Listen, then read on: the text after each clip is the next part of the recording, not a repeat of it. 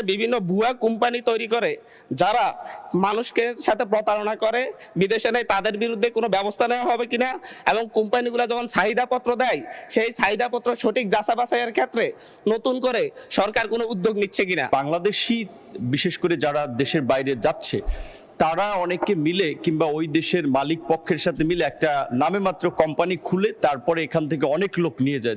দেখা যায় সে কাজ দিতে পারবে না 10 জনকে, লোক নিয়ে যাচ্ছে 100। এখান থেকে কিন্তু বিজনেস করতেছে তারা। মাননীয় স্পিকার, প্রবাসীরা আমাদের রেমিটেন্স যোদ্ধা, তারাই আমাদের অর্থনীতিকে সচল রেখেছে, কিন্তু আমরা বিভিন্ন নিউজে প্রতিনিয়ত দেখতে পাই প্রবাসীদের নিঃস্ব হওয়ার ঘটনা। আমি কিছুদিন আগে সৌদি আরব গিয়েছিলাম, সেখানে প্রবাসী শ্রমিকদের সাথে কথা হয়েছে। সেই জায়গায় প্রবাসীদেরকে নেয়ার জন্যে বিভিন্ন ভুয়া কোম্পানি তৈরি করা হয় এবং ভুয়া কোম্পানি থেকে যাদের কোনো অফিস থাকে না, কোনো নির্দিষ্ট ঠিকানা থাকে না, শুধুমাত্র কাগজে কলমে তাদের ঠিকানা থাকে, সেই ঠিকানা অনুযায়ী সেই কোম্পানির নামে বিভিন্ন চাহিদাপত্র তৈরি করে সরকারের কাছ থেকে অনুমোদন নিয়ে বাংলাদেশ থেকে শত শত শ্রমিকদেরকে সেখানে পাঠানো হয়। তারা সেখানে গিয়ে বিমান ভাড়া। মাননীয় সদস্য, আমাদের এটা হচ্ছে not statement, it's a question. Please আপনি একটা কোশ্চেন করেন, তাহলে অন্য মাননীয় সদস্য সুযোগ পাবেন আরেকটা কোশ্চেন করার। মাননীয় স্পিকার, আমি ব্যাকগ্রাউন্ডটা বললে কোশ্চেনটাকে ক্লিয়ার হতো। তো এই জায়গায় তারা সেখানে গিয়ে দেখতে পাই যে কোনো কোম্পানি নেই এবং হচ্ছে তাদের কোনো চাকরি পায় না। আমরা কিছুদিন আগেও দেখেছি যে হচ্ছে একজন না খেয়ে রাস্তায় মারা গিয়েছে। এবং এই ক্ষেত্রে আমি মাননীয় মন্ত্রীর কাছে আমার প্রশ্ন, এই ক্ষেত্রে বিভিন্ন ভুয়া কোম্পানি তৈরি করে যারা মানুষকে সাথে প্রতারণা করে বিদেশে নেয়, তাদের বিরুদ্ধে কোনো ব্যবস্থা নেওয়া হবে কিনা এবং কোম্পানিগুলো যখন চাহিদাপত্র দেয় সেই চাহিদাপত্র সঠিক যাচাই বাছাইয়ের ক্ষেত্রে নতুন করে সরকার কোনো উদ্যোগ নিচ্ছে কিনা। ধন্যবাদ মাননীয় স্পিকার। ধন্যবাদ মাননীয় সদস্য। মাননীয় প্রতিমন্ত্রী।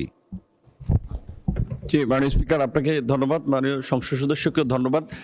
তিনি একটি গুরুত্বপূর্ণ বিষয় আমাদের সামনে এনেছেন। এটা সঠিক যে ইদানিং লক্ষ্য করা যাচ্ছে যে বাংলাদেশি বিশেষ করে যারা দেশের বাইরে যাচ্ছে তারা অনেকে মিলে কিংবা ওই দেশের মালিক পক্ষের সাথে মিলে একটা নামে মাত্র কোম্পানি খুলে তারপরে এখান থেকে অনেক লোক নিয়ে যায়।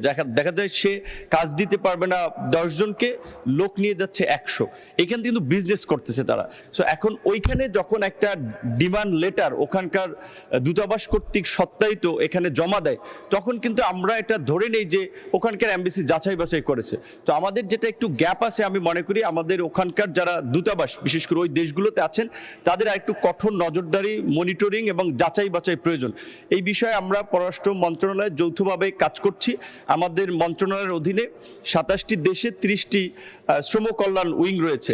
এখানে যে জনবল এবং প্রকৃত অর্থে তাদেরকে যে ফিনান্সিয়াল সাপোর্ট দেওয়া হয় সেটা এই কাজের জন্য যথেষ্ট নয়। আমরা এই বাজেটে সরকারের কাছে বরাদ্দ চেয়েছি আমাদের মন্ত্রণালয়ের লোকবল বাড়ানোর পাশাপাশি আমাদের পররাষ্ট্র মন্ত্রণালয়ের মাধ্যমে আমাদের রেগুলার ডিপ্লোমেসির পাশাপাশি মাইগ্রেশন ডিপ্লোমেসিকে আমরা গুরুত্ব দিচ্ছি। আশা করি আমরা কিছু এখানে প্রতিকারমূলক ব্যবস্থা ভবিষ্যতে নিতে পারবো।